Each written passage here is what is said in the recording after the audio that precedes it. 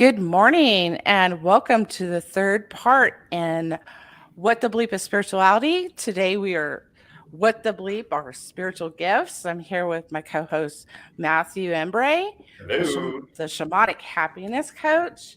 Um, I'm just going to allow everyone to go ahead and introduce themselves. Happiness coach. Matthew, would you like to You want me to start? go next? Oh, I thought we were going to go to Dimitria. I love it. Well, we're human, so we love that. Hello, everybody. Hi, I'm Matthew McLean, the shamanic happiness coach.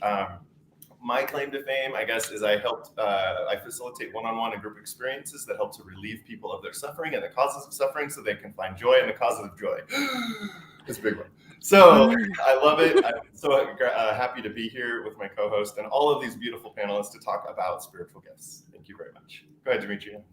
Awesome. Thank you, Matthew. It's great to see everyone here today. So I am Dimitria, and I am actually an international best-selling author who at one point worked for $2.13 an hour to support herself and also cleaned garbage trucks to feed myself. And now I'm an executive coach that uses my spiritual gifts to really help Black professionals in their careers and moving forward. I love that so much, Dimitria. Hi, everyone. I'm Laura Lake. And since we're talking of going from one place to another, I am a speaker and #1 international best-selling author. Yay, just like so many here on the panel. So excited for you. I was that person who was the ugly crying on stage, but we can go from the ugly cry to being a professional speaker. So I help my clients to create clients from the stage by confidently showing up and courageously connecting with their audience, even if it means ugly crying. Awesome. My name is Tony, and I currently hold a role within a retail, in a grocery store as a manager. And on my side note, I inspire and coach and develop individuals on the better qualities of life and tapping into their potential.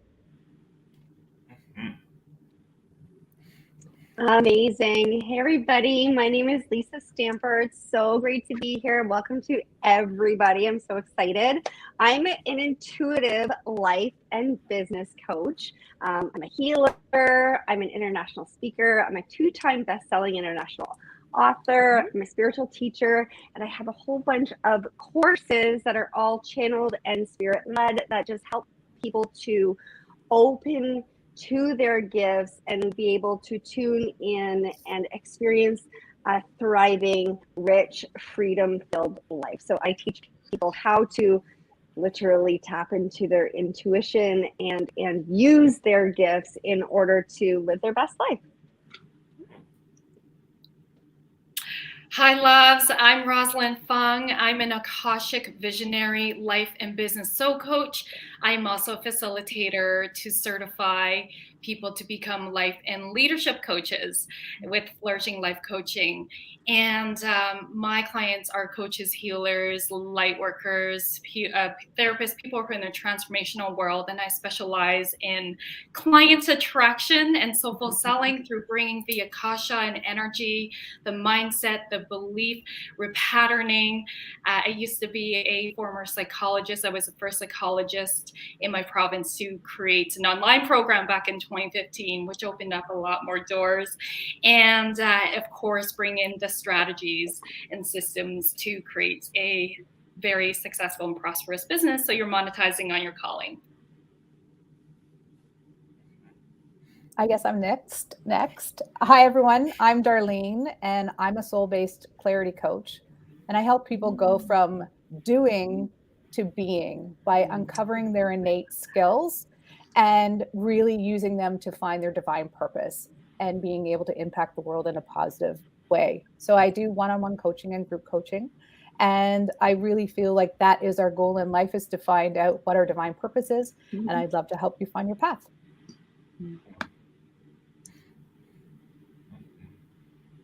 Oh, you're muted, Julie.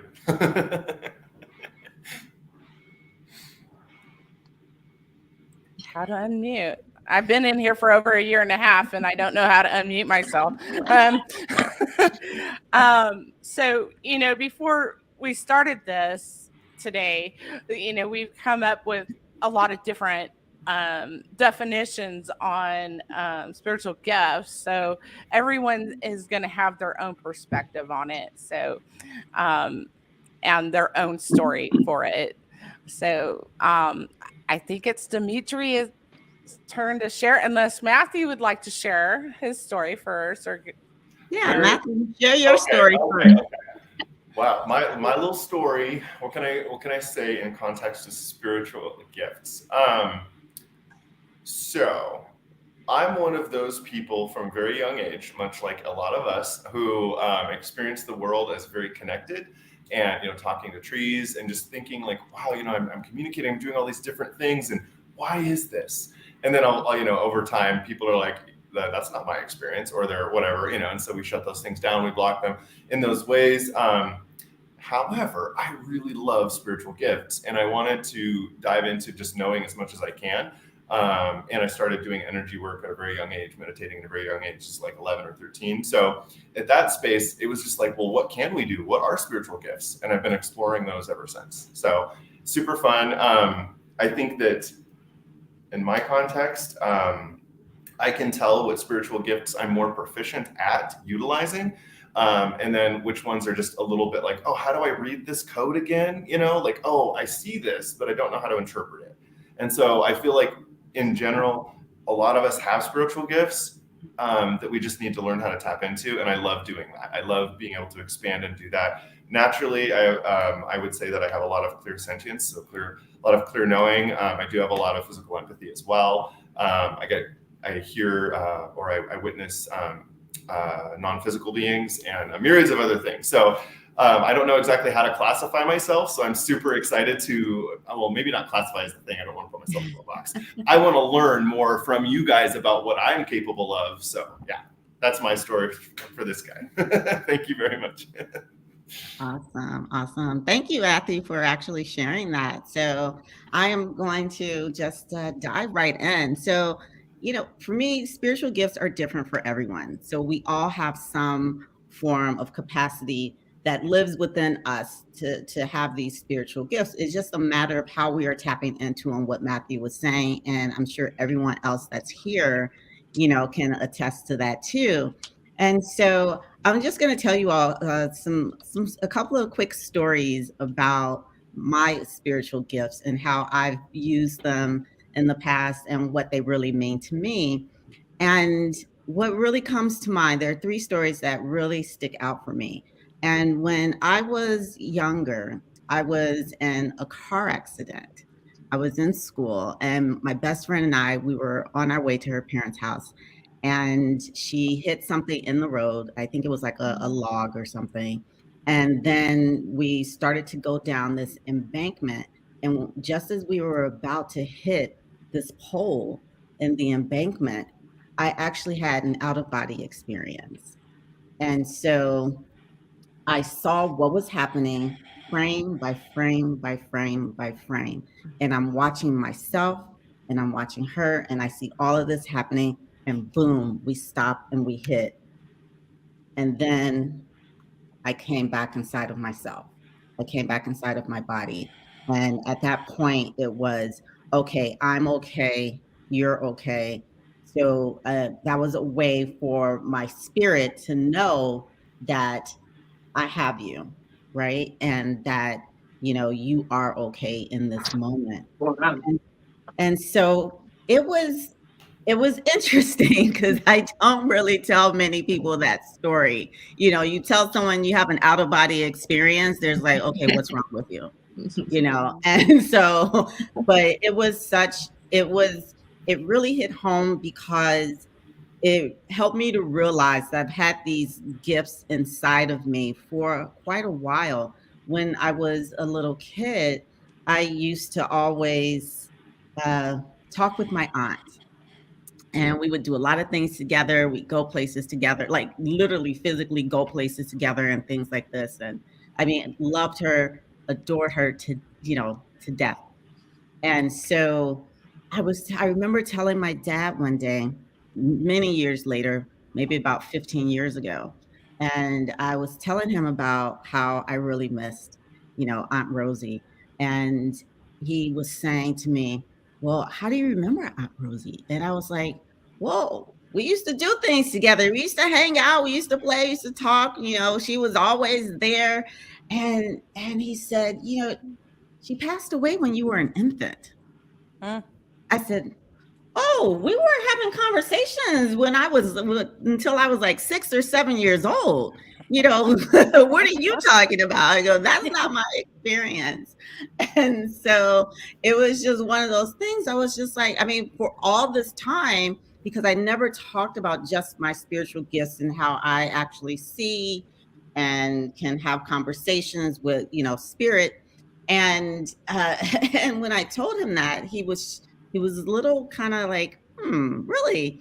But he understood. And so it was just one of those things where it's just like, up until that point in time, she was alive to me, because I never really connected the dots in terms of me being that young and her not actually being there with me. And so I really hold that dear to my heart, because um, my aunt was someone who was very special to me, and someone that continues to guide me on my journey as a woman as I go through this life. And so I just want to pay homage to that. And so, with the car accident, how that changed my life forever, and me being able to speak to my aunt and really know that these gifts are living inside of me, I really started to tap into some other things. And so, if anyone has ever been to Sedona, Arizona, they have some very powerful vortexes. And I was able to go and just have an amazing experience. I would suggest anyone who really wants to start learning how to tap into their spiritual gifts to really take a trip to Sedona, Arizona. I fell in love with Sedona, Arizona. And Bell Rock is where I want my ashes scattered. So just everyone know this, that's where I want to be. And so um, when I was there, I had actually climbed Bell Rock. And then, because my friend that was with me, she went one way, I went another way. And so I was there by myself. I'm feeling the energy and everything, and it's beautiful and it's lovely. So I sit and I'm relaxing, and I'm looking at the clouds, and the clouds are going by. And I just really was so in tune with everything that was happening. My body felt it. It was so warm. I felt the energy running through me. I can see the energy. And then I started hearing something, and I was like, wow, what is this? And I heard some drums, and then I sat up and I looked across the way, and I saw a Native American ceremony that was happening. And I'm watching, and it was so beautiful and it was so captivating. And, the dancing that was going on, and the chanting, and just the rhythm and the beat, everything that was happening there. And, I'm watching this and I'm looking at this, and I know that, and I look around and no one else is there with me, but I'm seeing this. I have this vision. This is a vision, and they actually weren't physically there, but I was so connected and so in tune with my own, with everything around me, my own energy, because I am Native American also. And so that was being tapped into, that spirit, and to be able to have that experience. And I know that many people don't have the opportunity to have a vision like that and connect with, their spirit, and who they are from the inside. And so it really helped to really change who I am, and I think I've only told that story maybe a couple of times, because when people know that you have certain spiritual gifts, they become a little skeptical, they look at you differently, or they're just not really, they don't really understand. And so for me, I've been able to, over the years, I hear, I see, I see spirit, I feel spirit, spirit talks to me. And so it's just something that I've been able to accept. I know that there are others that are really afraid of their gifts. And so it's a way that I embrace it. And it takes a while for a person to really embrace that side of who they are. And I know that I'm still learning to embrace who I am on the inside and how that really shapes who I am. And it's sometimes it can throw you off, but it's so amazing. And I rarely tell people that I have the gift of mediumship. And I've had that gift since I was a child. And I know this. I haven't nurtured it to its fullest extent, but it exists. And when there was a neighbor of mine who had, I was inside of his apartment and I saw a picture of him and his mother. And so I was like, oh, I looked at it, and then, she started talking to me. And I was like, okay. And she's like, you need to give him a hug. And I was like, I don't know your son like that. What's going on? You want me to do what? And so I just casually said, well, here, Eric, I think you need a hug. Let me just give you a hug. So I gave him a hug. And then that evening when I went home and I went to bed at night, she wouldn't leave me alone. I tried to sleep and she just kept having conversations. She wanted to talk and talk. And so I'm sitting here going, okay, I just need to let him know what his mother wants him to know. And so I woke up and I got my phone out and I started texting him. And I was like, are you still awake? And he's like, yeah. I was like, well, I have some things I kind of need to tell you. And he's like, okay, what are you talking about? And I started telling him about, his mom. And he was a little skeptical at first. And, then he started throwing questions out at me about, well, what did I do? And what did she say? And so I was like, oh. So then I started telling him and then describing everything that was happening, what it looked like. And, and his mom is on this side and he's on this side. And he's like, wow. And this went on for quite some time. So I just got really tired. And, and he was so amazed and he was so grateful and so thankful that he had the opportunity to share that experience because his mother had passed away so long ago. And that was a chance for him to reconnect with her. And he was like a changed person. And he went and he told his brother, he's like, oh, I just talked to, mom and, my neighbor, she did, X, Y, and Z. And his neighbor thought that I was the devil or something, and so he was like, don't talk to her, she's evil, and and things like that. And so I was like, okay, that's his, some people are at that place and at that space, but I know that my neighbor really appreciated me giving him that opportunity to actually speak with his mother. And it was so validated because he kept throwing those questions out at me and asking me, and I would tell him, and he was just like, wow, so he was really talking to his mother. And so for me, it's everyone's gift and everyone's spiritual gifts is different. And so we all have the opportunity to share it in different ways. We have intuition, and then we have ways that, we don't even necessarily know that we have these gifts. It's like, oh yeah, I have that gut feeling, or I have the sixth sense and things like that. So we need to just start trusting that and who we are. And then just embracing the gifts that we actually have inside. So for me, spiritual gifts, it's all encompassing. And I'm really excited to hear the other stories of the panelists that we have here and to the sharing of all that we have. So thank you so much for listening to me, and I really enjoyed sharing parts of my story with you. That's so beautiful. It's so powerful. I took so many notes. I'm going to keep doing this for everybody because there's so much good stuff to comment on. So, oh my, yeah, keep it coming. I love it. Love it. So is it me then? Are we just going to keep going? Okay, sounds good. You're both muted. So hello again. I'm Laura.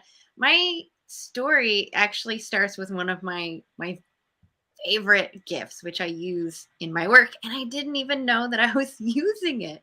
Because when I was a kid, I was just like you, Matthew. I had all those gifts. I talked to the plants. I talked to the animals. You just went with the flow. You didn't know what was right and what was wrong and what was normal or accepted or any of that. You learned it as you went. So you explore all of that. And I was exploring like pretending to be a witch and everything at like the preteen years. But then it got to the point where I had actually saw my dead dog in my room, eyes glowing. Like there's a whole story around this. And I got so scared because I thought I was going crazy. I was like, there's no way this is happening. I'm just going to shut every part of this down. So I ignored my spirituality for probably 25 years, or so I thought. But this is where that favorite gift that I love to use with my clients came in. I didn't know that I was reading people's eyes. You know how you can walk up to somebody and you can look at them in the eyes and you get this feeling, you can't explain it. I get more than a feeling. I can read your personality. I can read your emotions. I can read your experiences. And it feels like this big bowl of puzzle pieces that's just spilled on the table in front of me. I have this process, you do the outside first. You find the borders. You find the pictures. You try your best to just fit those pieces together and make sense of what you can see. From there, I just kind of was doing it and didn't know I was doing it. I was walking around and then bicycle accident. Yeah, like pedal bike accident. I hit a telephone pole. My physical body was a mess. And my mental self was also a mess. The only thing that held me together, what was left of my spiritual self. But because I had ignored it for 25 years, I had no idea what that looked like anymore. No idea who I was. All I knew from that accident was that I am not living the life that I said that I wanted. All I did was meet other people's expectations, go along the storylines and the narratives of what other people had suggested to me. The ones that sounded fun, of course, but it was still based off of their expectations. So really, this whole spiritual journey for me has been in the last 3 or 4 years, not very long. So I'm learning about all these new terms like clairvoyant, all the clairs, right? I call them the collection of clairs. I don't know what they are, but people keep talking to me about them. I've had so many stories around talking to dead people, around feeling things, seeing things, like long distance changes that I've done and the other person didn't even know I was doing it. Like all of these things that are happening and I cannot explain them. I just know that this is me. This is my experience. And I'm so happy and joyful to explore it with all of you and all of those listening. So I can't wait to hear what your spiritual gifts are and how you explore them on a daily basis. That's awesome, Laura. Wow. I can just tell that I would say that there's not one powerful story that comes from this. Like everybody has a powerful story and they're all unique. So I love it. It looks like we're having a little bit of in and out with Tony. So let's go ahead and Lisa, are you going? Or what? Yes, Oh. I am lovely to go. If you guys are lovely to go, I'm seeing a little bit of in and out too. But if it works for you guys, then I'm Ready to go. So welcome again and hello again. I'm Lisa. Are you guys seeing this in and out or are we good? Can you hear me? You're in and out. Your energy is so powerful. That's why. I know. I know that's a thing. I have a thing with technical stuff, but all good. So I just want to say, yeah, so it's really interesting that I feel like we all have innate gifts. We just all do. And every single one of us have it. And we've been conditioned by society to think that it's wrong or bad or evil or weird. I felt like such a loner, I guess you could say, growing up. I was so different. I played outside so much. Like I craved, like, Matthew and Laura were saying, and do want to mention something about your eyes, Laura, because holy smokes. And I saw it from the start, so that's hilarious. I chuckled to myself when you said that you saw it in people's eyes.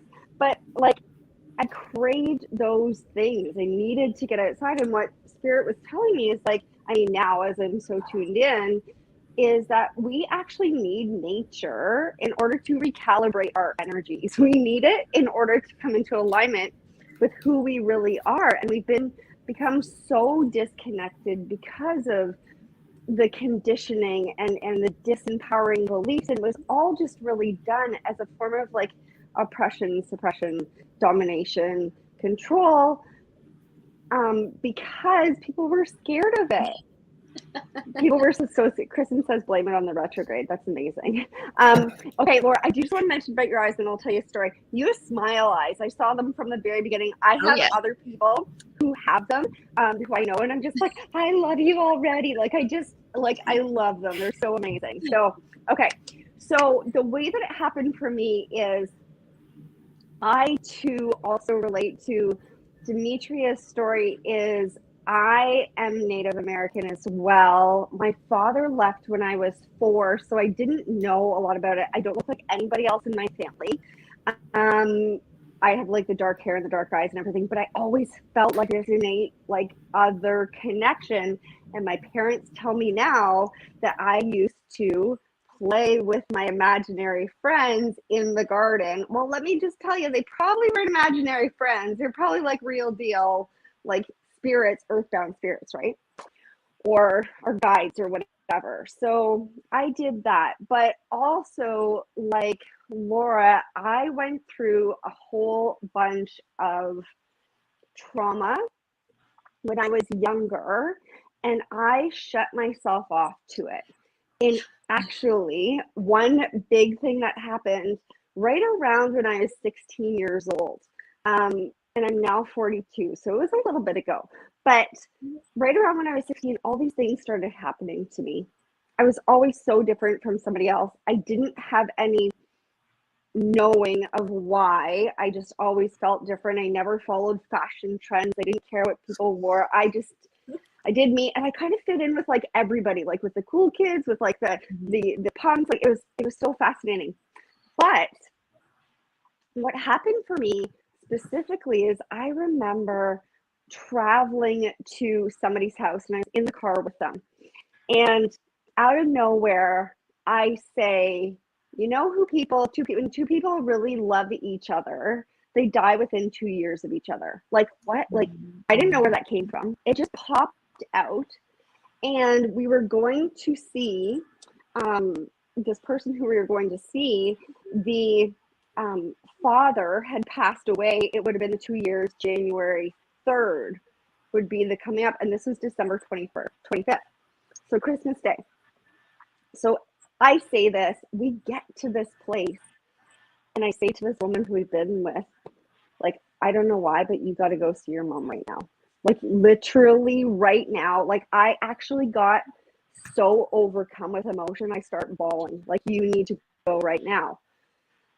Long story short, because I went so, I guess, quote unquote, weird or whatever, I was so passionate to the cause, she left.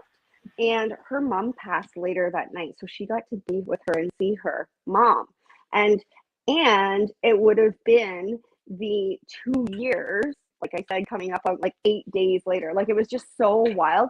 And honestly, guys, it freaked me the frig out. I was like, what the hell? And how did I know that? And oh my God, I'm a little bit really scared. Like, I was scared, like there was some mental health stuff going on with other members in my family. I was like, am I crazy? Oh my God, oh my God, oh my God. And I kind of shut down.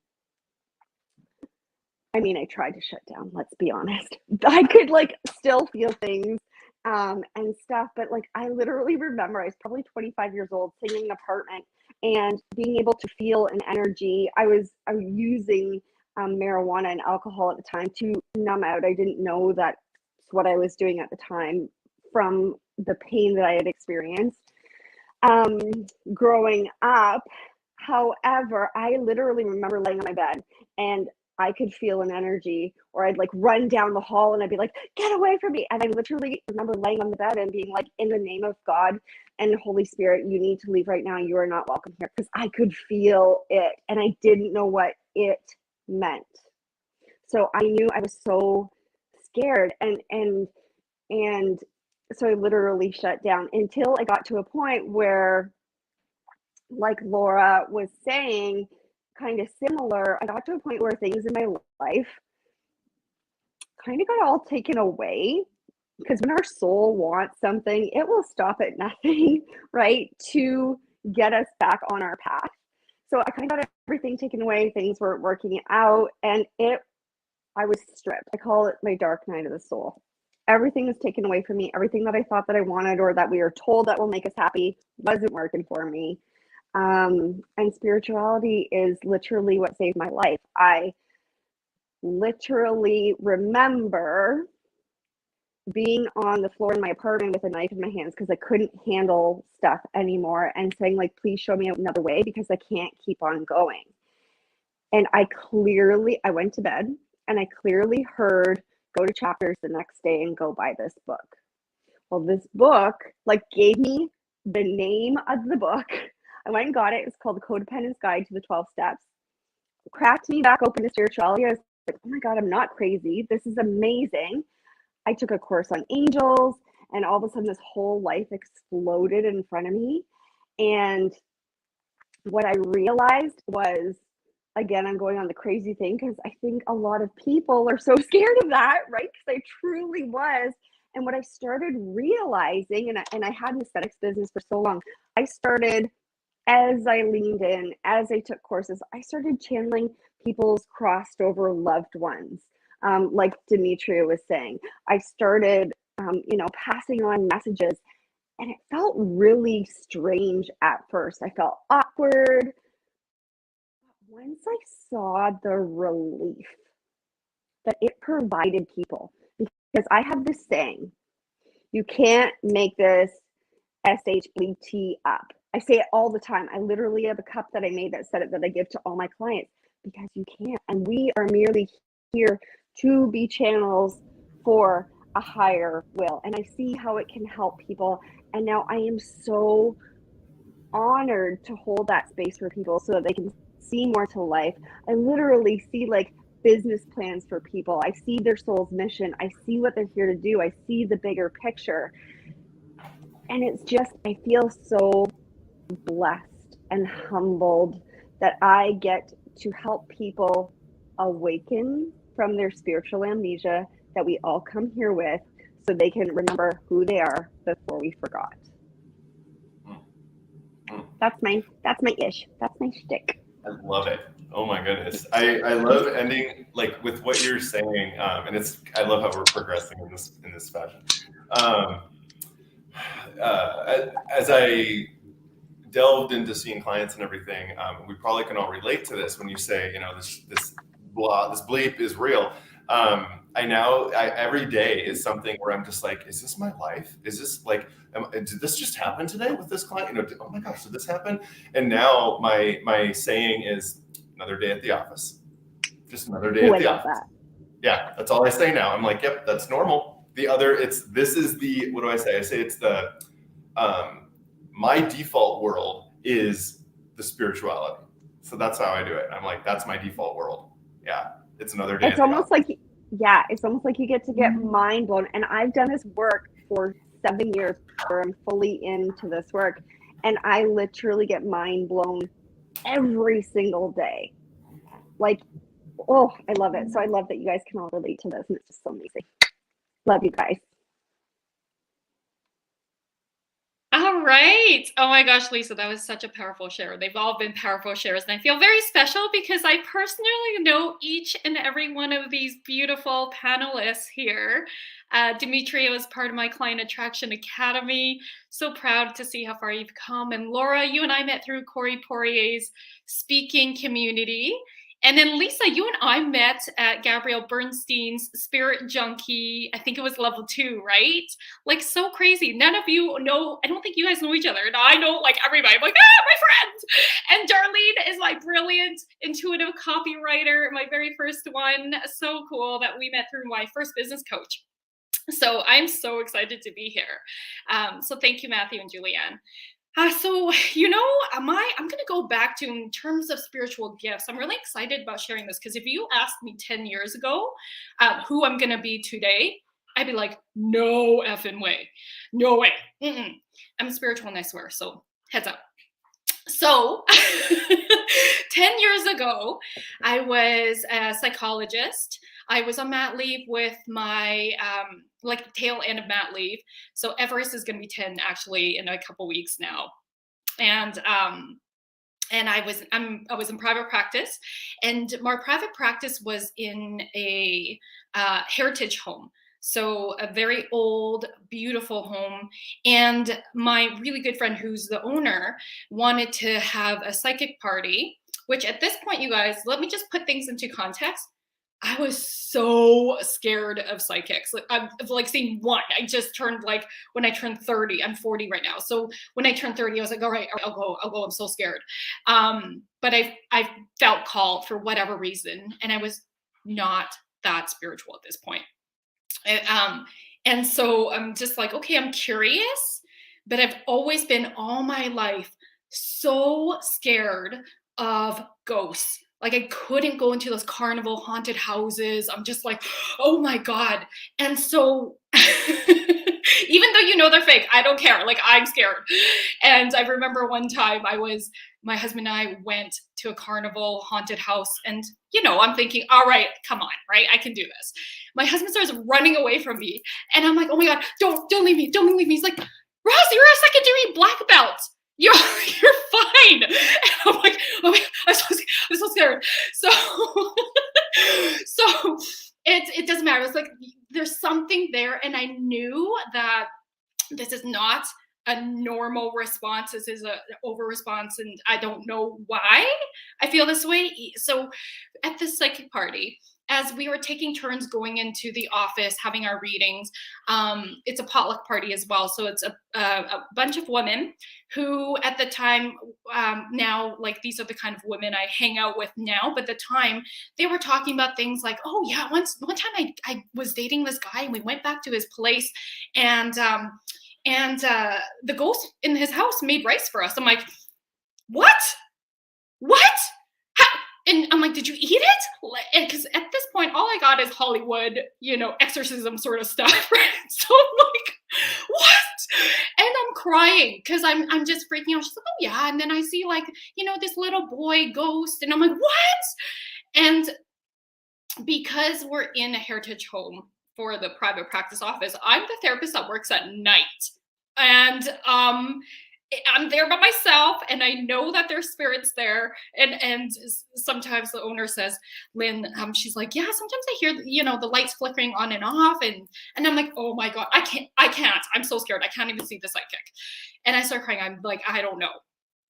So I ended up seeing the psychic, and I was like, do you know what just happened? If you're psychic, do you know what just happened? Like 10 minutes ago. And when, like, she's like, yeah, you don't have to be scared. So she sort of calmed me down.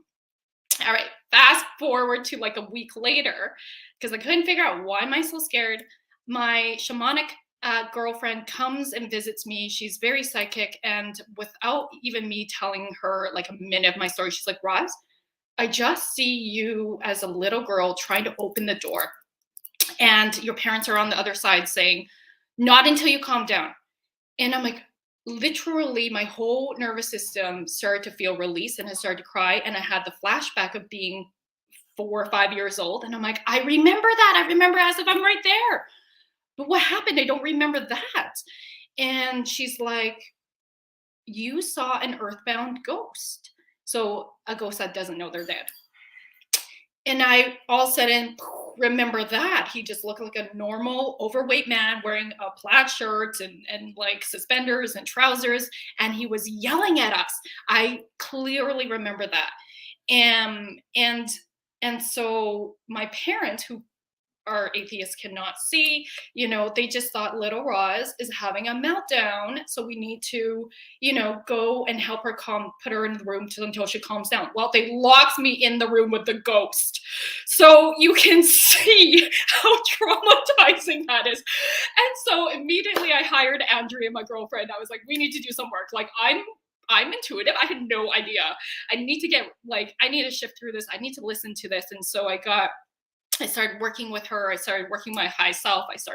I got certified in Reiki. I have 3 different certifications in energy work now. And fast forward, this is over the years, I started to open up more and more of my intuition. I became less afraid. Like I said, my tribe now is all my closest girlfriends are intuitives and psychics. That's what they do for their businesses. And these are normal conversations now. And I have since, I'm not afraid. I'm not afraid. I have these gifts. Like, I'm listening. Lisa, I love that term. I've never heard of it before. Spiritual amnesia. Like, wow, that's totally what I had. We're all here to help us walk each other home and remember who we are. And so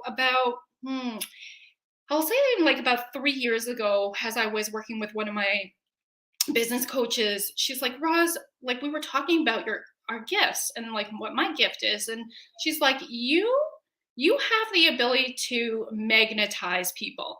And, that's a gift. And so I'm like, yeah. And I have the ability, I'm like, how do I do that? So I like unpack that. And now I have the ability to teach people how to do that too, to illuminate and be magnetic so that you're magnetizing all these people to you. And so I get to bring in my background as my former registered psychologist and really help people like get out of their own way, boldly, unapologetically, authentically show up. And that way you can be who you are, create and do life and business from the place of who you are, and you can have what you desire. So it's all about be, do, and have. And that came from my pain of unconsciously years ago, believing that I'm valued in my doingness, so my status, my performance, how much money am I making, all the 3D worldly status stuff, and rather than who we are, who in our beingness. And my doingness never felt enough. So it was like this overachiever, this perfectionist, this hardcore type A, like no pain, no gain mentality. And so through this, and that was back in 2008, Darlene clearly knows my story very deeply. She's helped me instill it. And so today, as I've been continuing, because I will never stop, that's like what I invest in the most is personal and professional development, spiritual development. I've been evolving so much. And about, I'll say like 2 years ago, pre-COVID, so 2.5 years ago, I got gifted light language. And I had only up to that point heard 2 friends speak light language. And I just knew somewhere deep inside, I can do that. Like one day I'm going to be able to do that. And so for those people who don't know what light language is, it's language from divine, and it's language of unconditional love. It bypasses our cognition and moves right into our soul. We have soul DNA, and it unlocks each person that speaks, and we all have the ability. Each person that speaks light language, we all hold different codes. So light language, when you receive it, depending on what's happening in your life in the moment, it will clear, it will heal anything that doesn't, serve and support. It can amplify for your light in the highest good and truth. It's so beautiful. And so as I have continued to evolve, I've also now can read Akashic records. And so those are records of your soul. And what's beautiful is the guides have worked with me, and I'm able to help people not only see the records of their soul and see their past lives, help them remember who they really are, amplify the archetypes from their past life, their souls, into this life to really support them in their soul's purpose. I can also clear, so I use that light language to do that, and I also clear things with light language from karmic patterns, past lives, parallel universes. And it's very powerful what happens. I'm also an abundance warrior, so when people do readings with me, sometimes what happens is they have money blocks, and we work on that within 24 hours. And this has happened for, I will say, about 8 of my clients. Within a short, within 24 hours of the reading, they receive large, thousands, sums of money. So it's very interesting. That wasn't the intention. And sometimes if that's what's meant to happen, that's what pours through. So it's, even my ego is like, what?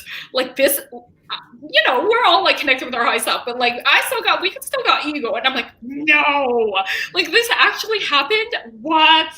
So I'm so surprised. Like you said, Lisa, every single day, I'm still so surprised about the magic that life has here, and its simplicity and the miracles when we really listen and to our intuition. So yeah, that's a little bit about my story and my spiritual gifts. Oh, my, I love it. Love it. Love it. That's powerful. You have so much in the realm of just energy work. And I like that you're bringing in that light language. We'll elevate we'll transition our conversation, of course, and just abilities and things and whatnot. But I like that you brought up light language, and that might be a confusing term for from people. It's a little bit more novel, new to the community. And in that context, I love, when I researched it, it made so much more sense to understand the difference of communication after I had an experience discovering that just because we have senses, right? We have our senses, but we are in a physical body and we're made a certain way to have these certain senses, right? But what if there's other ways of communicating that we just don't need to be aware of, right? And so, well, how do we transmit information through light or sound or all these other things? And I saw this example, it was at Burning Man one year, and they set up this gigantic installation where they had these huge 15-foot hula hoop type, where's the camera? There we are. 15-foot hula hoop things. I know my head's not 15 feet, but anyway, huge hula hoop things that were illuminated with LEDs, and they gave along the edge, they could produce every color at any point along the edge, and they programmed it to certain frequencies would produce certain colors, and then also certain tones or certain intensities would be certain brightness. And they had a band playing at one end of this, and then over 100 yards away, so you can't hear the band at the other end of it, but they're playing and they're sending the sound through. It's 100 of these tubes all the way to the other end, and so you get to witness the translation of sound into light. And I was like, oh my gosh, this is amazing, because you're actually seeing it so in a way that we can read it in a different way, right? So it's before we didn't have actual written language, and now we have written language to do things. And now it's this is another way to look at things. I thought it was beautiful. So I just wanted to give a little context because we're going to talk about a lot of stuff, but hopefully we can break down, what those abilities are. But yeah, light language is something that's a little newer, and it's wow, that gave me such a powerful understanding that, oh, you mean it's just different information coming through. I get it now. Okay, kind of a thing. So yeah. Anyway, I just wanted to pipe in really quick. Yes. Thank you very much, Rosalyn. Yes. Yeah, Darlene, let's hear about you. Yeah. Hi, everyone. It's not lost on me that I'm following Roz, because I knew Roz when she was trying to transition from being a psychologist, and now watching her transformation over these past 5, 6, 7 years. I don't know how long it's been now. It really does encapsulate what I do. So what I do is actually, I'm with all the newbies. So I'm with the people who right now are doing everything they can to be successful, trying to strive for things, trying to strive for attention, for money, for credibility, and really burying all the gifts that can get them to where they really need to be. So what I try to do is really try to get them to understand, as Roz said, it's about being, it's not about doing. And for me, there are thousands, if not hundreds of thousands of spiritual gifts that people have. And it's not just being able to see spirits or being a medium or being able to have light language. It can be as simple as being a mathematician with some brilliance that is unexplainable, that can solve some of the problems in this world. It can be that person. For me, it's my language, it's my words. I always have this ability to be able to say the right words for my clients that are not my words. Because if I had used my own language, they wouldn't have understood it. So I've been a word geek since I was very small. I could read before I went to school. I'm from a very large family, black sheep. Nobody understood me. So I'm sure a lot of people on this panel really understand that, where very black and white people are with this person who sees all the colors and they think that I should only be seeing black and white. And so I feel like for me, my clients are all the people that still see black and white, but know that there's a potential to see color. And they just really, really want to be able to do that. And they just don't know how. So I try to find the gateway spiritual gifts that they have, which may be the propensity for math, language. It could be their ability to communicate by speaking. It could be their love of accounting. It doesn't matter exactly what it is, but to embrace it as something that they love. And it's the right thing because it lights you up. So really what they are doing is they're connecting to their inner light in whatever way that their innate gifts allow them to do so. And by doing that, that is the first opening up of the heart space and the soul space, that then they can move on and become someone like Roz, who's just like a rock star in the energy world, who's embraced all of her gifts and just uncover. I feel like every week, Roz, you uncover something new. Something new, some new way of being able to provide light and love to the world. And you do. I watch you and I'm just like, it's so amazing. I have goosebumps right now, even just thinking about it, how far you've come. And so really for me is, I hope that I'm speaking to all those people out there going, well, I can't talk to dead people. I don't see spirits. I don't hear voices. Why am I even listening to this podcast at this point in time? And it's if you want to understand what your spiritual gifts are, just start from when you were small. And what were the things that lit you up? What were the things before you had any responsibility, any bills to pay, that you spent your time doing, that you lost time in?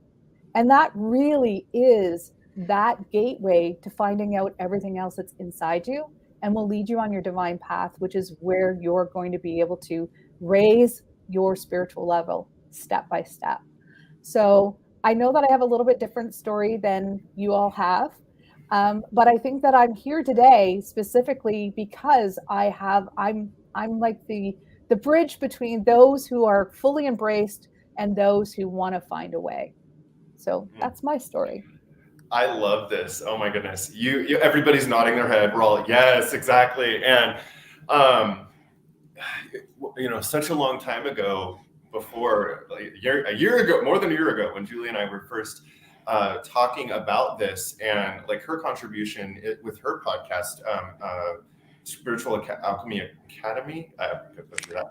Spiritual Alchemy Energy. There we go. Yeah. I know I'm a physical being and I'm also a spiritual being. So those words are hard for me. Memory is hard. Anyway, I love that when we were first talking about that, we encountered a similar instance of the people that can't identify as spiritual. That is exactly why we started What the Bleep is Spirituality. We started, what does it take to actually have this huge conversation? And a lot of people jump to this conversation that we're having when we're talking about spirituality, rather than the conversation of spiritual gifts of, what do we do? That's out there, we'll say. That's out there, we'll classify it that way. And Darlene, as you're bringing in this, I've witnessed people who are monumentally spiritual, and they have no extrasensory perception of whatever we might call that, right? They are in their field doing something and I'm looking at them and going, that is one of the most spiritual existences I have ever seen. Holy crap. And it doesn't matter what they're doing. If you are in your heart space, just like you're saying, you're bringing it back to your childhood. Yes.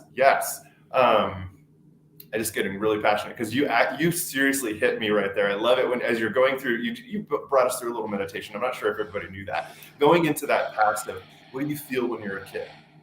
What excites you before you had your boundaries put into place, right?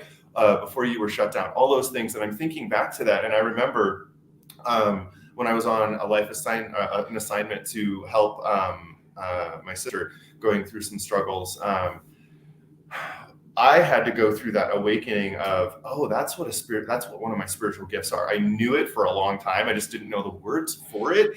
And I had it come to me in a meditation and cards pulled, and because we need to know, my favorite question is, what do I need to know that I don't know? Because my ego's on the way, or I've got, whatever's in my field that I'm just not willing to look at it. And the words that came out was courageous love.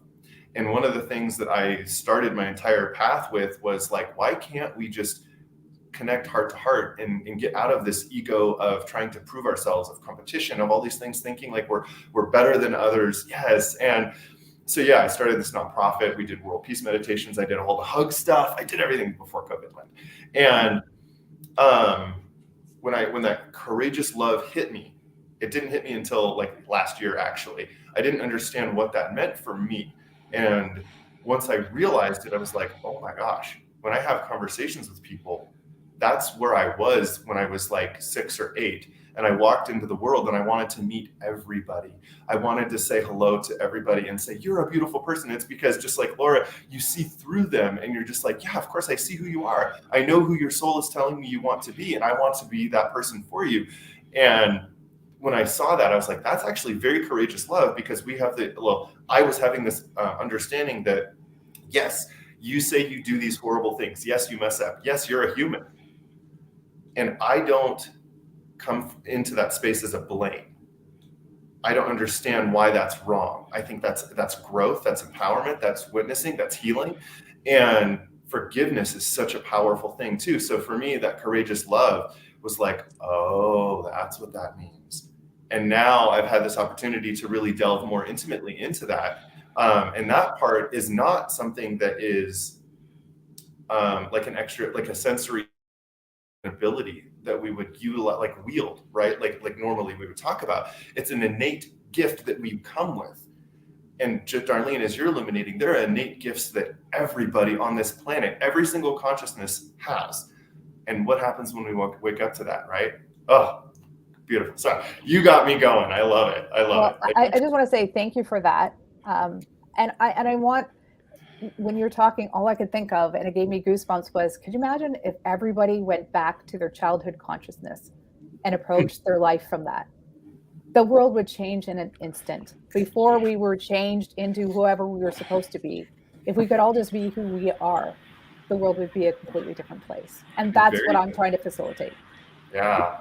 And I love you bringing this up too. And I want to bring in a little bit, you can bridge the gap. We have a lot of what we would say woo-woo spirituality going on in our conversation, right? Darlene, you're bringing in this other conversation, and I want to honor that you brought in the conversation of what your heart is here to do. Mm-hmm. And so there are so many people that are in a spiritual existence, but their spiritual existence is different from ours. And I just wanted to say that it's all valid. It's completely valid. And yes, Lisa, yes. Oh my God, I'm dying. I want to hear what Spirit is saying, because it's so wild. Only if I can jump in. What Spirit is saying is our gift is our essence. It's our light. It is our frequency. It is our energy. It's our natural talents. It's our beingness. Dance party, yeah. Dance party. You have to remember, That we have this saying of what lights you up. And if you really think about that, what lights you up is really connecting to the light. That's what lights you up and turns you on. Yes. I want to add to that wow, do you have a gift moments Mhm. where somebody just points at you and they're so surprised. Those moments are highlighting your gift, even if we don't see them. I love that. Goosebumps. Oh, goosebumps. Okay, a lot of us don't like to be, candid, or like, we're camera shy, or we don't like our picture taken or things. And I wanted to say that some of the most beautiful times are when you see another person in their natural essence, just like you're saying, Laura, and you're like, that's amazing. And you can see that they're in themselves. And then once you draw attention to it, they're like, oh, wait, what was I doing? And it's for whatever reason. And I think a lot of us we don't realize what spiritual gifts we have, right? Or what that means or what that looks like. So thank you for bringing that in, because that is us saying hello to another person's spiritual gift, right? And saying, oh, I love that you're doing this. Keep doing it. And I guess that question comes in. I wrote it down. Apologize. There's so many notes. You guys, I've got an encyclopedia going over here. In the context of once we witness a spiritual gift happen, I guess let's actually just, the easier question. Why are we afraid of spiritual gifts? Ooh. Yeah. Because the spiritual gifts highlight our power. The other side of that is that healed people heal people, hurt people hurt people. So we're all going through some sort of stress, some sort of anxiety, some sort of a trauma or hurt. And because a lot of people don't take that time to even see that hurt, let alone take the time to heal that hurt, they're afraid of that power and anything that highlights that. So what we get to do with our gifts and what we've chosen to do is help heal people around us, including ourselves, so that we can show more of our power, more of our light, and it illuminates everything. I love what Yeah, you're I sharing. have some. Oh, sorry, you go, Roz. I was going to chip in too. All good? Okay. I'll go first. I'm good. I agree with that. It's like we're afraid of our power, right? That Mariam Williamson quote, like, who are you not to be? And then also just being able to see people in their past lives when I do readings with clients, is that being in their power sometimes from past lives, they got killed for it. They got ostracized. They got, right, witch wound, sister wound, whatever that may be. And so sometimes some of that energy is being carried into here to be cleared, healed and cleared. So I have a different perspective because of the clients that I work with. Is a lot of times the innate gifts, the spiritual gifts, they are, when they're a child, they're told not to do that, or you can't make money doing that, or that's not right. I mean, the list of things that parents who love their children dearly and really want the best for them, but don't understand, that say that just because you have this gift, you should just get a secure job. So it's not even, there's a lot of people who have spiritual gifts that haven't gotten to the point of being afraid of their power because of the fact that they have forgotten what they have and what innate gifts that they have. So it's going back to the beginning, I feel, that a lot of people need to do before they can even get to that point of being fearful of their own power, is really to understand what their innate gifts are to start off with. Well, then let's go into the science with that.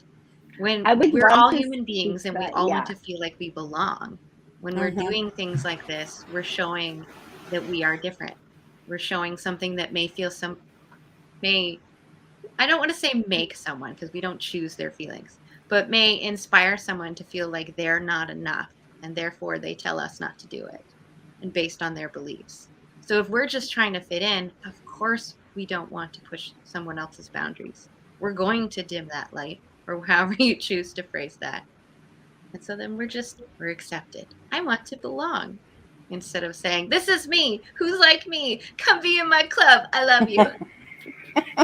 So interesting, because it talks to a time in which we for whatever reason, needed to have the conversation that being different was not acceptable or whatever. And Darlene, there's something that triggered within me when I went and learned a lot about shamanism and things like that. There's this sense where shamans, they're not supposed to announce themselves or anything of that nature, because everybody in the village knows who they are, and so they don't need to say who they are. Well, we're in a different time and space, and we all got to announce ourselves now because we've been too damn quiet. But in that context, also, a lot of people didn't need to do something to make money to live. Their thing was what was their currency. And so in that aspect, which is why you can see a lot of the spiritual community like that is struggling, I guess, monetarily, is because we're still figuring out this energy exchange system that was so long ago, but it's not accepted in capitalism and all these other things. And so it's like, well, how do I take care of myself when I know that my gift is exactly what people need, but it's undervalued in today's society? And so it's interesting how that's a manifestation of needing to not accept the uniqueness, I guess, of individuals. It's like, you need to do this job and follow this thing, do what everybody else does to make it in the world. And because we're talking about this and having, like, we all have different abilities and things, yeah, maybe we're afraid that we're not going to live our lives in some way, be supported if we actually come out as who we are. Interesting. I like that. Yeah. Can I speak to, do you mind if I speak to where a lot of the shutting off of the gifts come from, or the fear of the spiritual? What I'm being shown and what I teach for so many with the rise of divine feminine, and this is not that feminine is the way, this is not what it's saying. I believe in perfect balance of both and marrying sacred union within, but it comes from the literal, and Roz brought this up, past lives and the oppression and the domination and the suppression that came from organized religion that was used as a political and conquering thing, and they literally killed millions of people in order to implant this fear into people of, like, even if I think about, shows that I'll see my son watching, he'll portray a witch that is like green colored with a long nose and warts. Like, are you kidding me?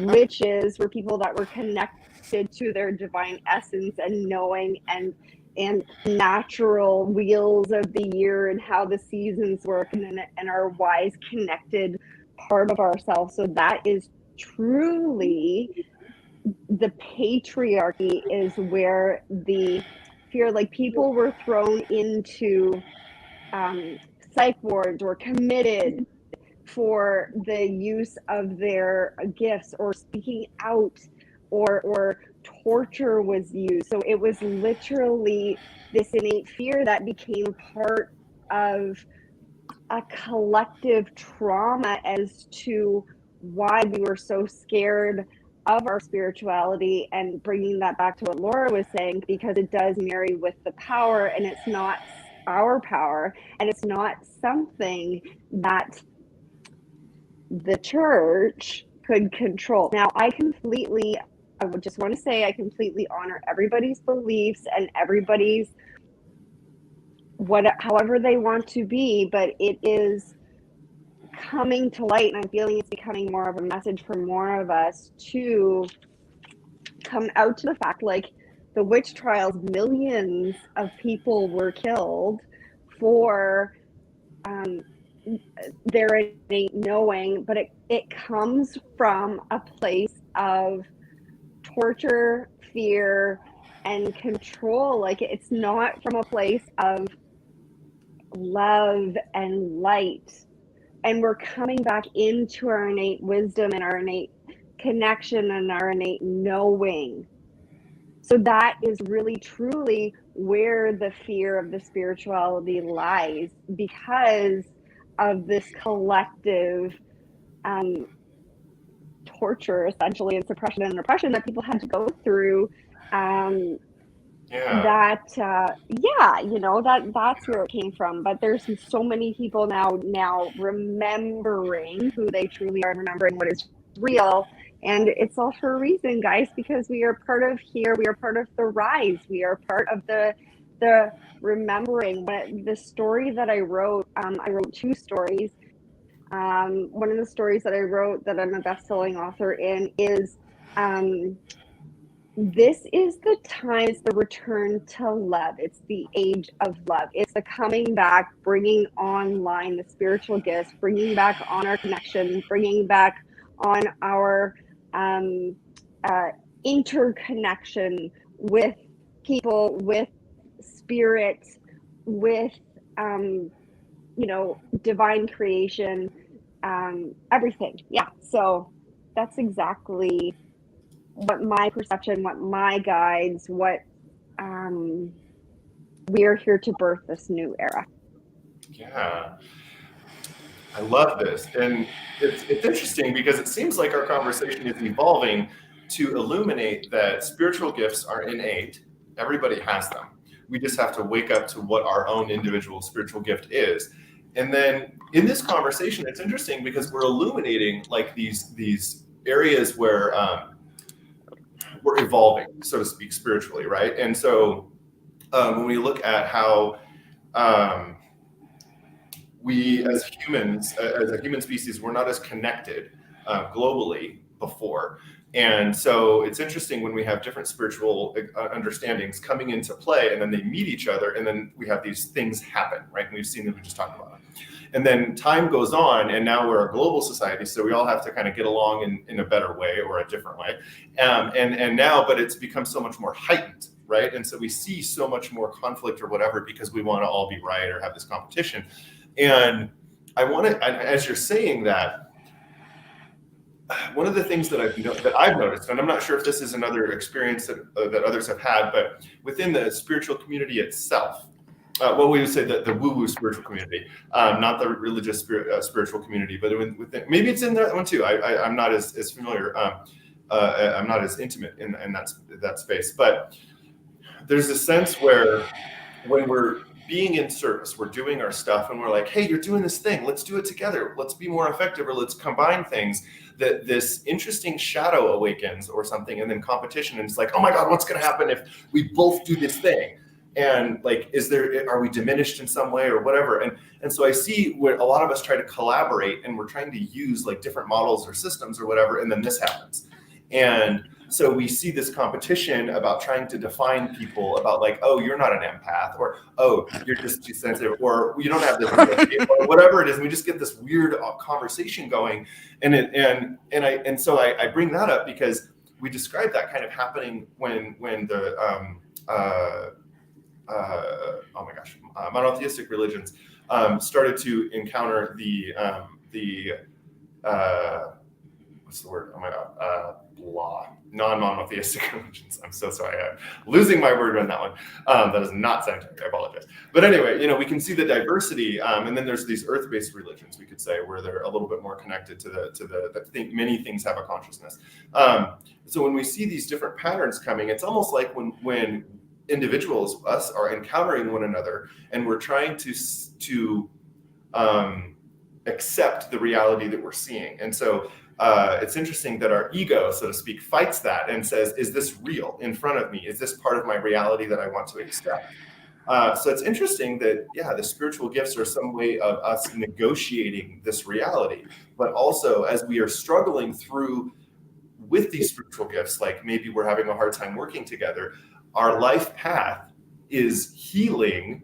We are embodying the healing of this so that more can experience it. And so a long time ago, we talked about like psychics, and we're like, oh, that's not real and all these things. But all of those people had to go through that and be in that space to give us a demonstration of what this is like so that we can have a conversation to wake up even further, to be like, wait a minute, I am psychic, but all of these other people are yelling at this one person. So why would I speak up?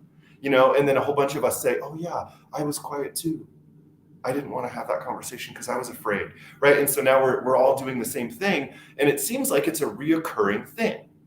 We have a gift, we witness, and then we have to have some type of acceptance toward it. So, where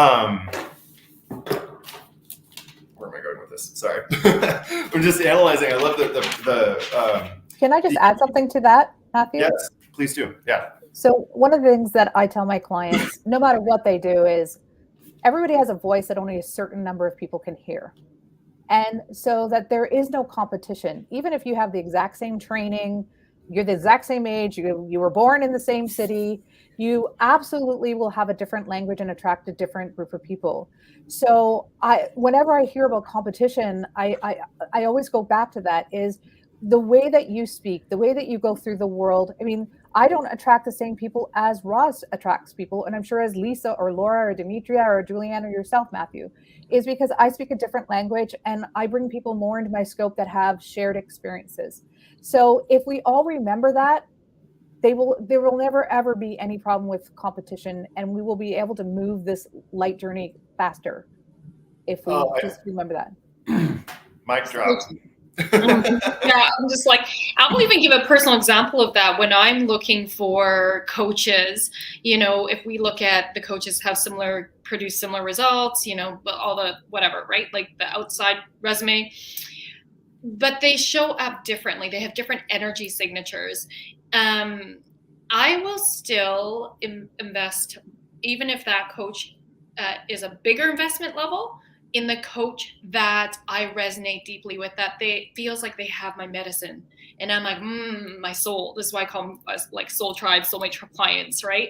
It's like my soul feels called. And that way, however they're delivering it, it's like I receive that, and there's no stuff that I have to like sift through, because it just feels aligned. So I want to just back that up with a story of what Darlene says. I truly, fully, wholeheartedly believe there's no such thing as competition when you really show up as who you are. We are spiritual beings having a human experience. I love it. Right. Yes. All walking each other home. Yes. Oh, and it's just beautiful, because even if we're talking about religion, even if we're talking about a gardener, even if we're talking about a school teacher, even if we're talking about a Reiki master, anybody, we all have this ability to connect to one another, bring in the words that we're supposed to bring in, Darlene, and walk everybody home, right? I love this. So the next question coming through now is, what do we do to not be afraid of the spiritual gifts? And to elaborate on that a little bit more, it's like, when I have a gift, right? What do I do so that I don't be afraid of it? Because I don't want to engage in avoidance behavior. Well, okay, maybe I do want to, my ego wants to, whatever, right? But what do we do so that we can course correct? And I say that because so many of us, when we have powerful gifts, when we were setting up this office here, I joked around with my coworkers. I was like, I think that I really do not need to be in charge of the IT for this, because it's energy. And if I'm around it, something's going to go wrong. I just know it is. I'm going to find the thing that's wrong within this connection, and it's just going to, I'm going to have to call the IT person to come down and do these things. And I know that when other people do it, it's usually a little bit more smooth. I have no idea why, but it's just the energy. So there's this thing about, I have an apprehension about going into this thing, right? I'm like, oh, just back it up a little bit. I know that I'm going to, just make it smooth. So there's things that we would do to avoid showing up in life. And earlier in this conversation, we talked about cannabis use or other things like that, where we're cannabis and alcohol. I think, Lisa, you were talking about, and how we use these things to, I bring in this context to protect ourselves. I hear so many people trying to self-medicate or do these things because they have spiritual gifts and they don't understand them. They're scary. They're like, what's going on? And they're trying to protect themselves. And so it gets into that context of using medicine unethically and bringing it to where it damages you instead of helps you, right? And so what do we do? How can we speak into that? Because we brought in this conversation of people who are mediums and being very scared of what they're witnessing. And that kind of brings up another question, but get into that. So when we have these abilities like mediumship, we got the clairs, the knowings, the feelings, all these things. What do we do when we have those things and we're afraid of them? Ooh, I guess I can totally speak. I'll hold off. Go ahead, Lisa. Okay. I'd love to speak to that. So what I always teach people is we are sovereign beings. We get to have boundaries, and we need to have boundaries with what we are comfortable with as much as we do in our non-spiritual life, right? Or in non-spiritual world. But so one of mine is, I don't want to see ghosts. I am perfectly okay to feel them. I don't want to see apparitions. I'm not down with it. So I'm perfectly freaking clear with my boundaries of, this is not okay. I will not see this. I won't do this. I won't work with dark energies. Like, I'm very, very, very, very clear because I'm very sensitive. So we need to have those boundaries as well. That's the first thing. The second thing is what Roz was speaking to.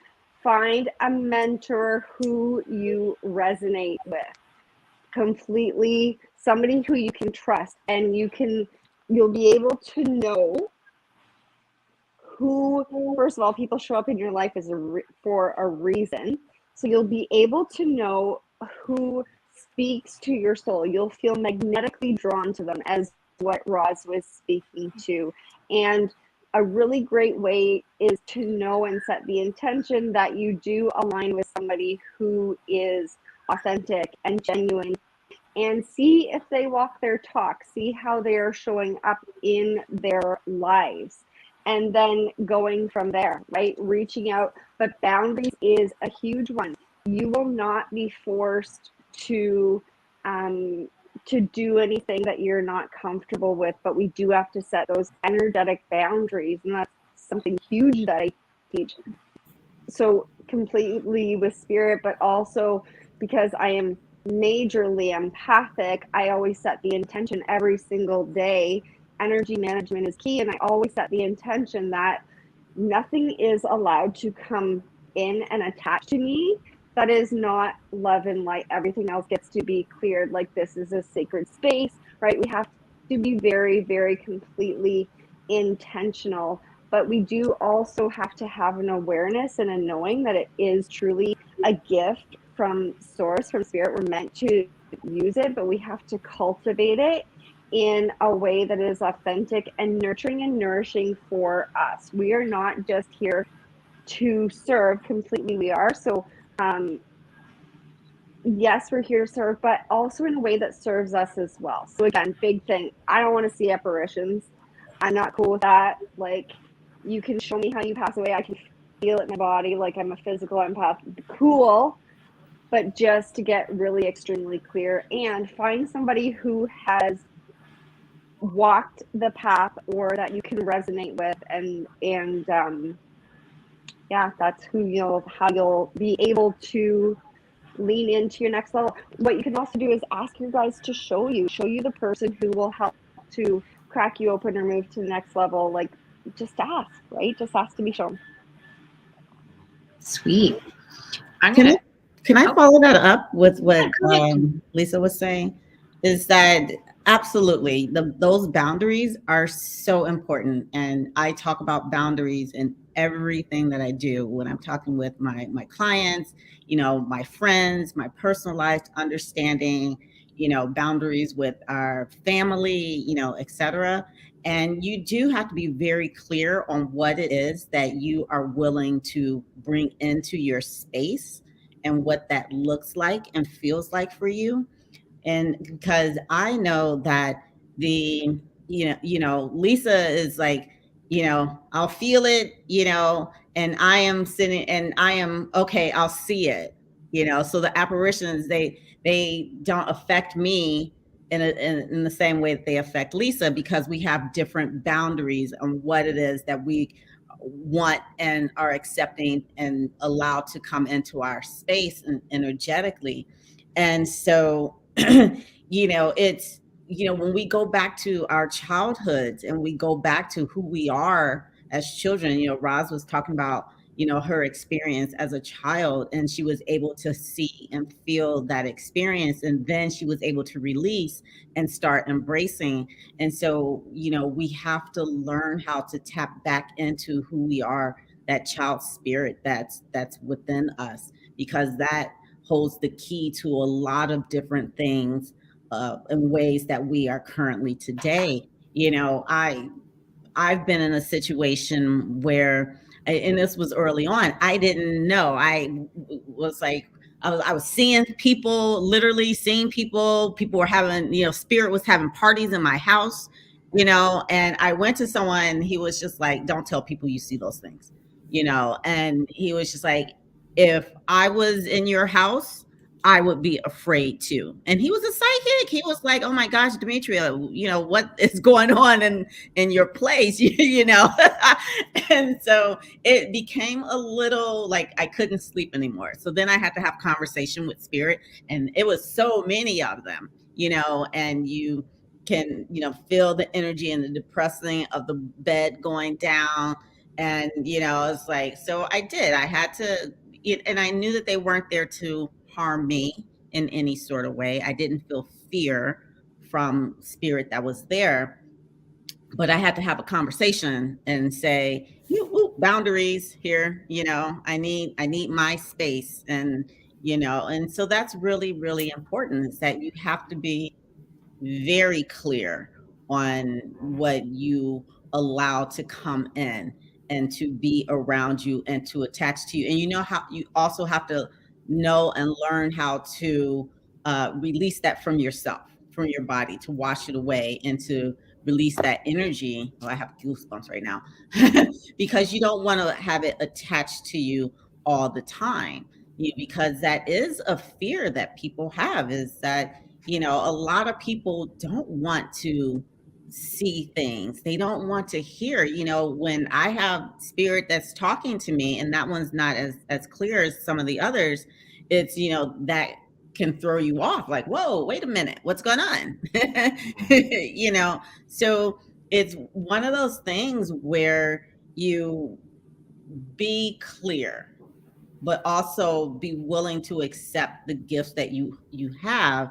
And you know what? It's okay if you don't want to go down that road at the moment.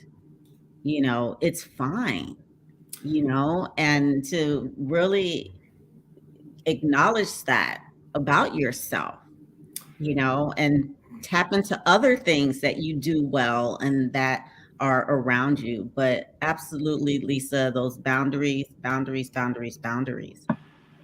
love what you're saying, Laura. I want to just pipe in really quick. I want you to go and extend and have your word.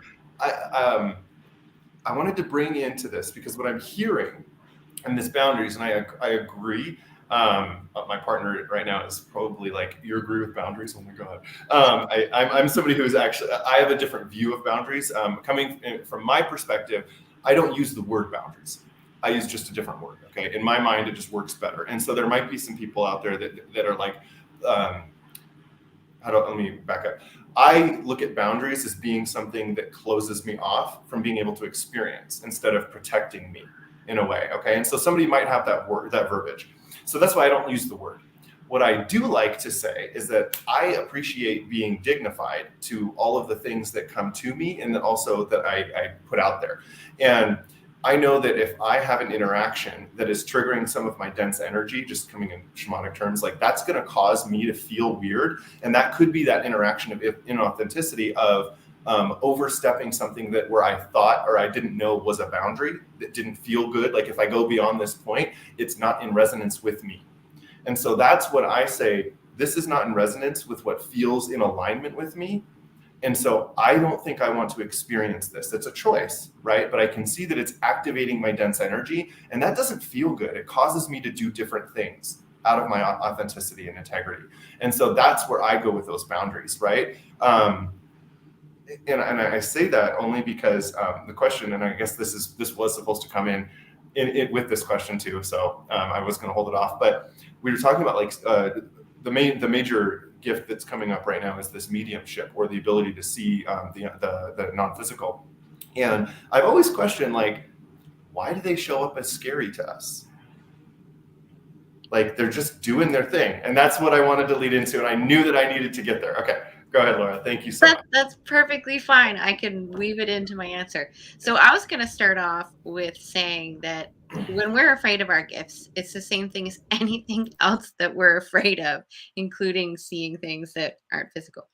For me, it's coming from that mindfulness standpoint. Anytime we have a choice to look at something and go, am I afraid or am I going to like it? I don't know what's going on. Mindfulness teaches us just to make that space, that mental space. And we do that through, as Dimitria was talking about, our childhood ability of curiosity. So if you're having these choices of, oh my God, I have this spiritual gift that people just told me about. Wow, you have this gift. I don't know what it is. Okay, let's learn about it. Let's play with that. Let's explore. Let's come from that place of curiosity versus that place of judgment, which usually stops us from taking action and just goes, nope, I want to be somewhere else right now. And when we're in that fear space, it's anywhere but there. There's no direction. So if you come from curiosity, you have this goal, this North Star that guides you. And that's the pleasure.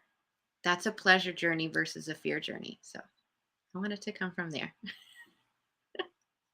I love that word pleasure. I think that's like one of my favorite words. That's amazing. You know what? I feel like just going back to the, I've got a little bit of a different angle with the fear of gifts, and I'll speak more to when I'm working with my, like I'm business coaching my clients.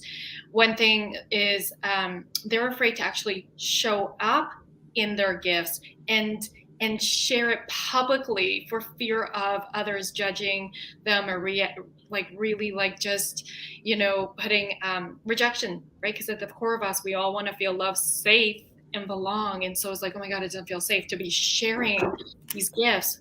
And so I want to speak to that part around, this is the magic that makes you, though. It's part of the alchemy of you. If you hide some part of you, if you suppress that part publicly, then you're not showing up in your wholeness and your fullness and your most expansive light. And Darlene and I were just, earlier jamming about that. Like, how do you really, there's no such thing as competition when you are in your most illuminated self. And so when we shift into that, oh yeah, there's only one me, and this is a gift I get to share with the world. We're not here for everybody. And we're not here to be likes. That's not our purpose. Right? Our purpose is to be here to share our gifts, to raise the vibration of humanity in whatever way we do that. And so for me personally, when I got gifted light language, I went through that too. I'm like, all right, I'm going to practice what I preach. And so I knew light language, is a, we'll say, good thing. But the thing is, I didn't know how to use it. I wasn't confident to know, like, I went through that. Is this going to cause any harm, or like, how do I use this? Right? And so this is where mentorship is really important, to help us understand our gifts and look at how is it that we want to share these gifts in the way that feels really expansive and serving to the world. Really, and energetically giving for us ourselves. So it's really looking at things from that perspective. I'd like to kind of, I love piggybacking off of Roz. I knew you would. I got you. We got each other. I think, you recognize that there's a lot of people right now that don't want to share their gifts of judgment today, but you forget about the past collective voices that we have from the moment we're born that says, don't shine your light, don't brag, don't try to be the best. Don't tell people you're the best. Don't show you're the best. And so you have all of this collective language that's running in the background. It's kind of like when your computer has a program running in the background. And so when you have something special to share, immediately those voices are saying, no, you're not special. Just be normal. Just be quiet. Especially women are really forced to try to be quiet, stay in the corner, don't speak. You can't be better than other people. You can't express the highest version of yourself. And so it's not just the worry of judgment today. It's also that collective voice that we carry throughout our lives, that we haven't dealt with all of that negativity that we've been told about, that we have to release before we can fully express ourselves. So I think for a lot of people, that's the best place to start, is to really deal with the collective voice that they have. And then they can get to the point where if the only thing you're worried about is what Facebook's going to say today, it's not a bad place to be, because at least it's out there and you know what you're dealing with, rather than the subconscious collective voice. Wow. What you just said is like, I love that. I love this. This is huge. I love how this conversation evolving. Oh my gosh. So what I get from this is like your spiritual gift, your light. Like it's okay. So as what I'm hearing, this is, or we're transcending episodes a little bit, but what I'm hearing is because you have a consciousness, you bring in and you wield part of the light of the collective. And so therefore the wounds of the collective, you are carrying this torch that you are in charge of being able to experience and everything that comes with that. And so those past wounds, whatever, we want to heal those because those feel good to express and know the I am. And so what I'm hearing is that everyone has spiritual gifts, and those spiritual gifts teach us how to love. That's what I'm hearing. Because I have such goosebumps right now. Like I'm just goosebumps head to toe, because I think that is really, you just put it in the most simplistic manner right there, exactly what we're dealing with. And that's why I have goosebumps. So that was amazing, Matthew. I love the way that you just brought that down to such an organic and simple way of people looking at it. That's you guys. Sorry, go. It's funny you said that, because a friend of mine is writing a book on love and relationships and what love means. And I wrote something very similar to what you just said to him 2 days ago. Elaborate. Yeah. What else? I want to, like, this is so powerful that, you know, we come in and our gifts, we become afraid of them or whatever it is. And that path of healing is what shows us this love. Like it's this blueprint to love. And I'm just like, wow. Love means and the whole torch, holding the torch, our little piece of light, that to me is just such a great visual for people, is that you have been given this little piece of light to share with the world, and that you have to go through your trials and tribulations to be able to get it out there. And a lot of people don't see that. They think that the light is somewhere else. They think that other people are carrying the light and they're just a normal person. But every single human being is born with that little torch to share with the world. That's so incredible, Matthew. Thank you for sharing that. Thank you, everybody, for inspiring me to say that. I mean, I was just contemplating, or conglomerating what you guys are. I'm just in service for you guys. This is amazing, man. I'm feeling like, okay, there's so much that we've just talked about, and I'm like, okay, where can we bring this home? We've talked about so much on this. I kind of feel,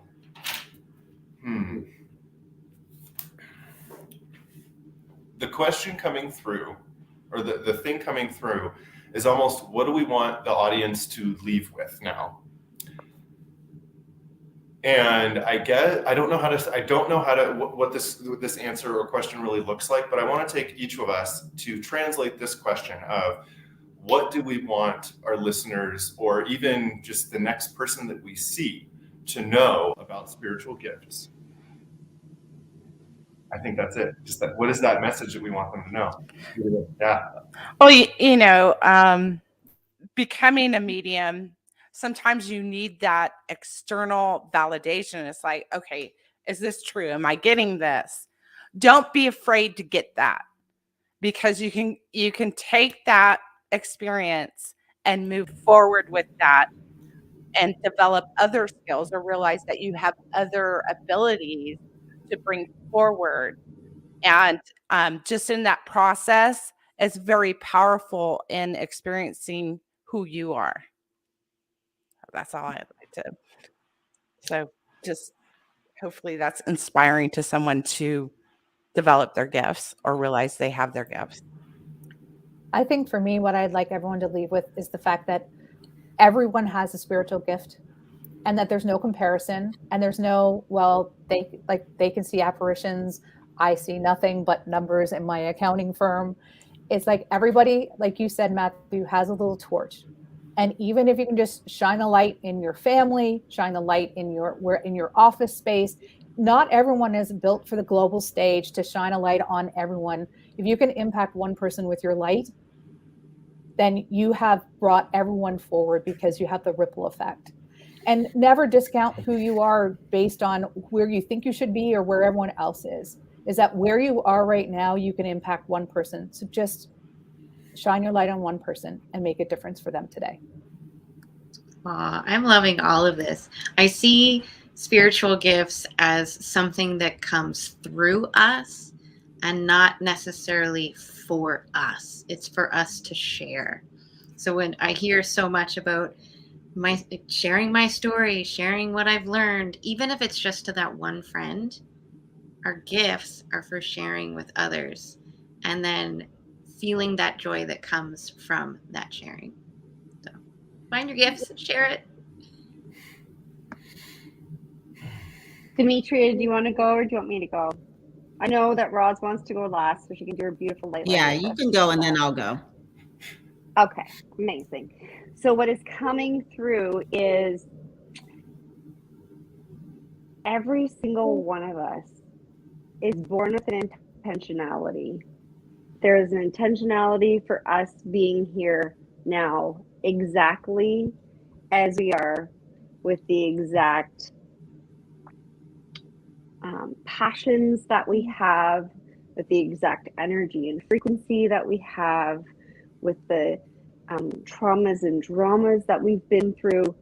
It's here to serve the greater good, 100%. And if you just show up in your whole beingness, completely being the authentic, genuine person that you are, that is your gift.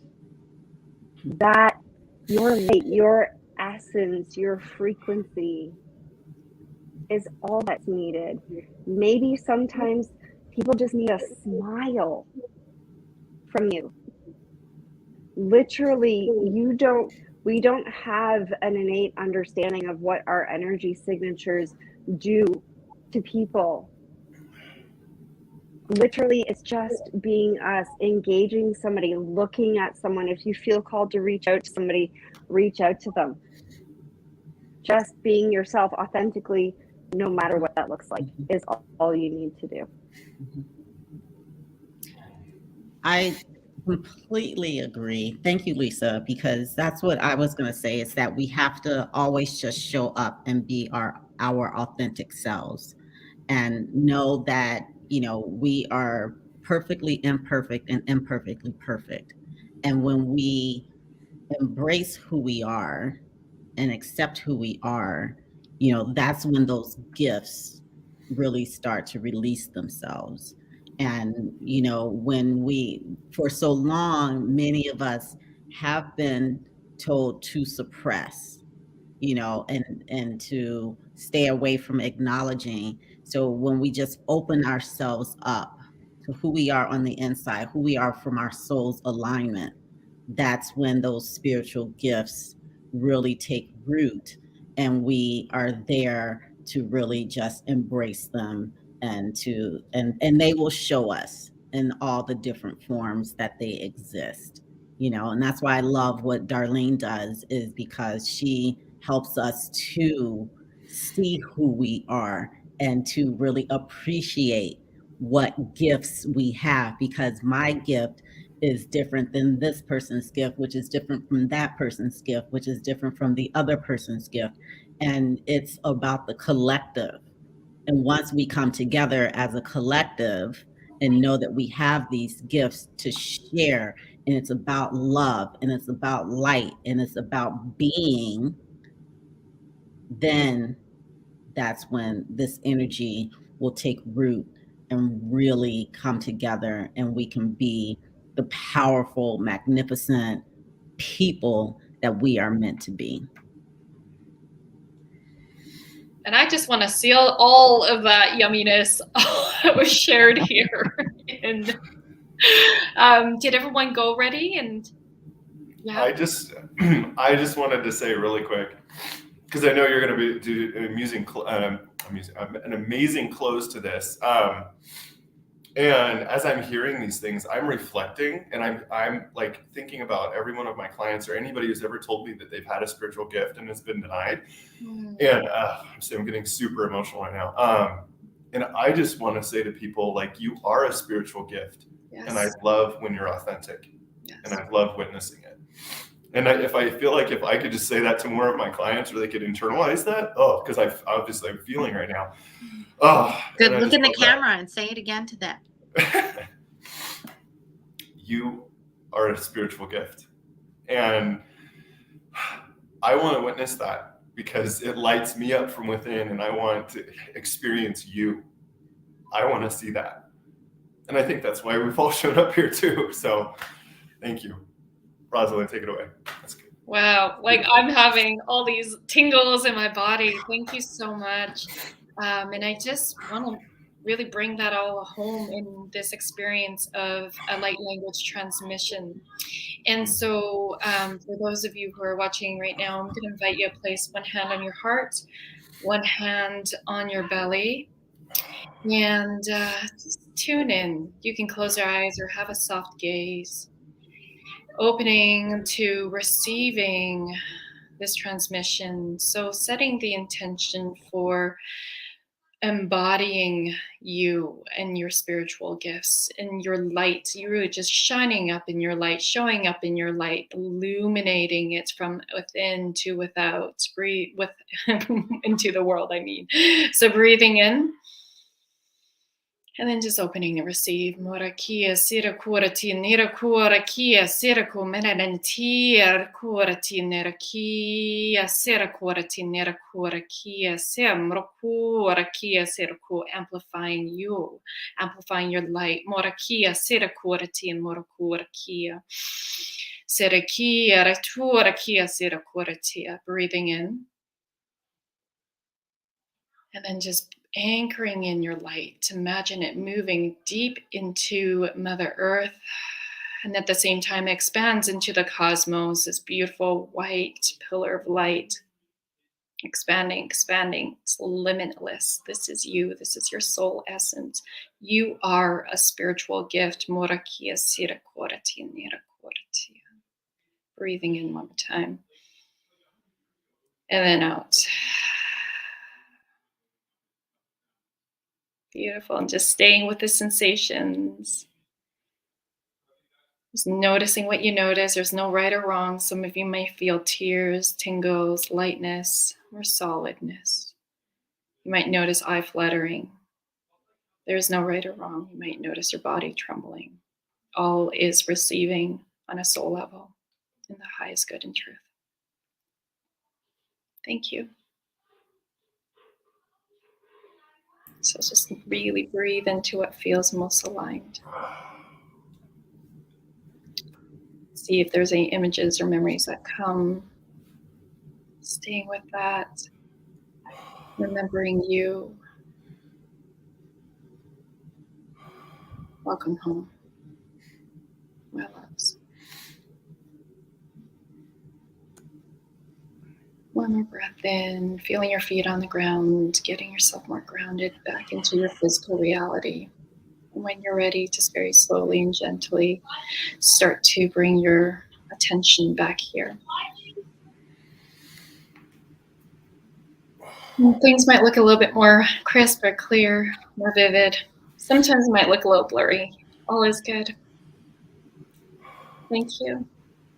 Thank you. That was Well, beautiful. All this processing is thinking beyond which process is more. Yeah. Right. Yawning is totally that processing. I see that. Yep. Tears and yawning for me. Mm-hmm. Thank you so much, everyone. And thank you, Rosalyn, for that wonderful. Thank you for the opportunity. Thank you. I think we're closing now, obviously, and I'd like to invite and thank you, Rosalyn. Pleasure. I'd like anybody, if you're doing any kind of workshops or seminars or webinars or specials for clients right now, or how people can get a hold of you, please share that now. We'll just start with Dimitri and go around. Dimitria. Awesome. Thank you so much. Thank you, Matthew. Thank you, Julianne. This has been amazing. And everyone else here on this panel, Laura, Lisa, Rosalyn, and Darlene. So I am an empowerment writing coach, and I am actually seeking to work with more clients and to help them unlock their creativity that they have inside. I have a new ebook that's coming out within the next several weeks.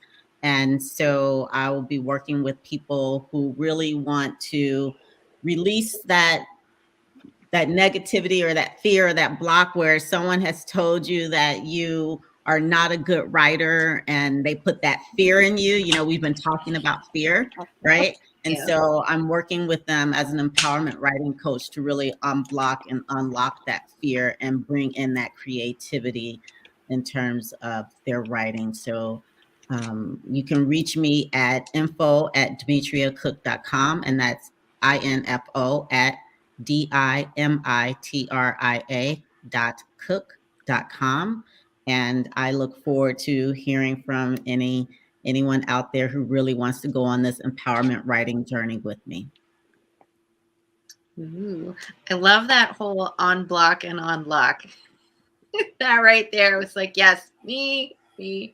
Okay, so I am actually excited because next week was going to be my masterclass, but all these cool things I'm doing with you, I'm going to push off my masterclass till, I'm going to look at my calendar, Wednesday the 23rd. And I'm helping these people that have the stories, the mess to message kind of stories, where they want to be on the stage, but they just don't know yet. We're going to be talking about attention and how to get attention as a mess to message solopreneur.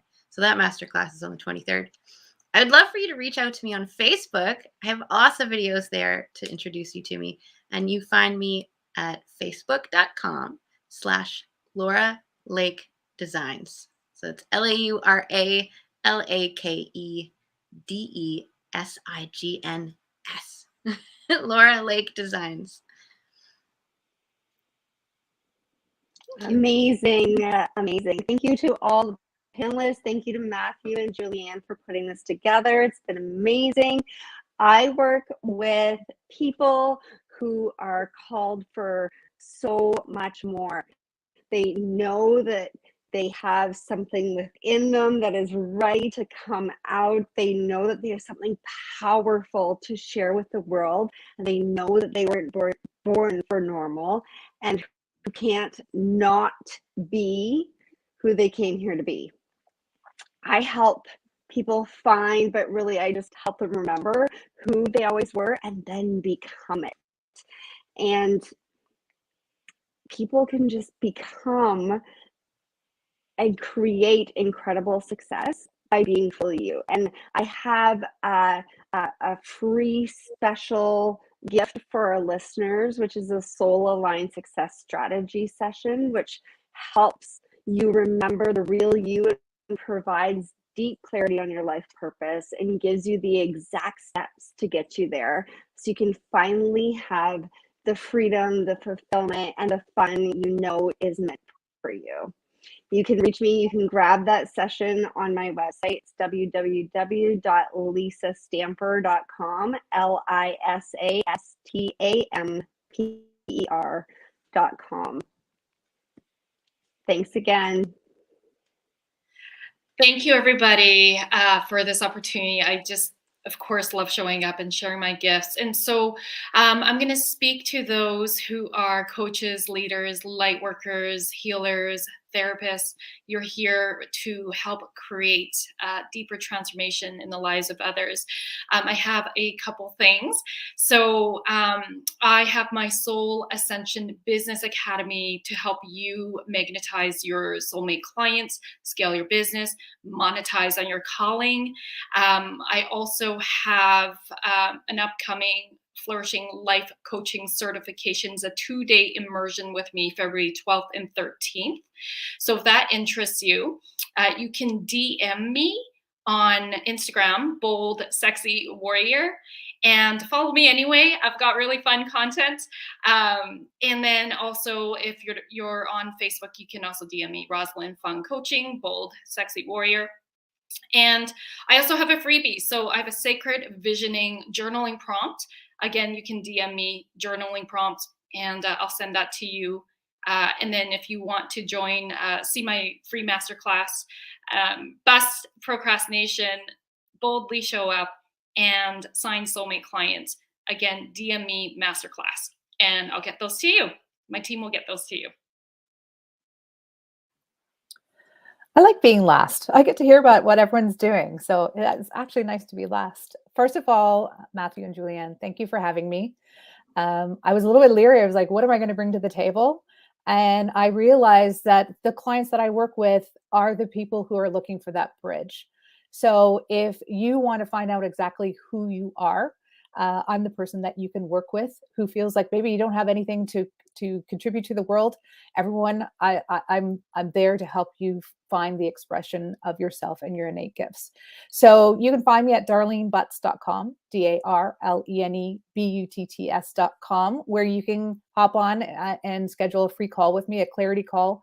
And even in that 30 minutes, I do a lot of work with my clients in a very short period of time.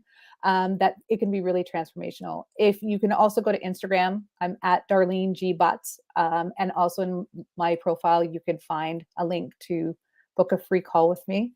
And I want to thank everybody here for being so open, honest, authentic, and sharing things that may seem scary for other people. And you've all inspired me in different ways. So thanks for letting me be a part of it. Sister speaks for me. Oh, this is so beautiful. Thank you all so much. Just thank you to every panelist.